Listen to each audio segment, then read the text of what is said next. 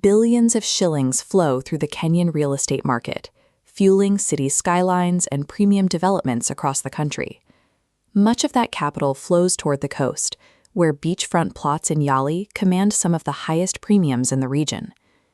In September 2017, the County Government of Mombasa sent a bulldozer to one of those high-value plots to demolish the perimeter wall facing the beach. The property was registered to Dina Management Ltd, who had paid millions for the land. However, the county claimed the lot was actually a public access road that should never have been privatized. This created a crisis of confidence in the Torrens system, the legal framework where a clean lands registry search was supposed to guarantee a buyer the status of a protected bona fide purchaser. Dina Management held an official title and a clean search, yet the government flattened their property anyway. Their paperwork provided no defense. The Supreme Court upheld the demolition in a landmark ruling that shifted the burden of proof onto the buyer. The court used a tree analogy to explain its reasoning. The title deed is the fruit, relying entirely on the original government allocation, the root.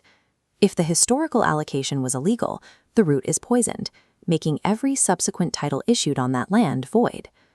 Buying land in Kenya now requires an investigation into its entire legal history, as every previous transaction carries its own potential liability. To find the defect in Dina Management's title, investigators had to trace the ownership back to 1989. The property was first allocated by the Commissioner of Lands to former President Daniel Arap Moi as a freehold plot. The Supreme Court found that the original historical file was missing a part development plan, or PDP. This chart shows the required legal process. The PDP must be approved by the Director of Physical Planning to prove unalienated government land is suitable for private use.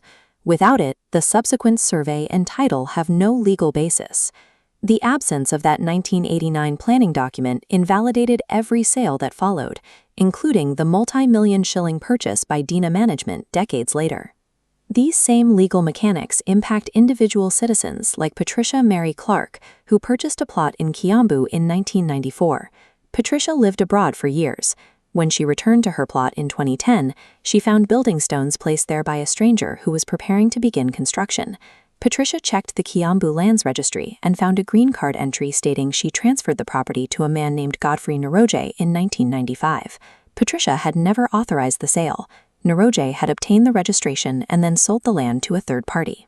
During the trial, the land registrar testified that while the green card listed a transfer, the physical registry file contained no transfer instrument.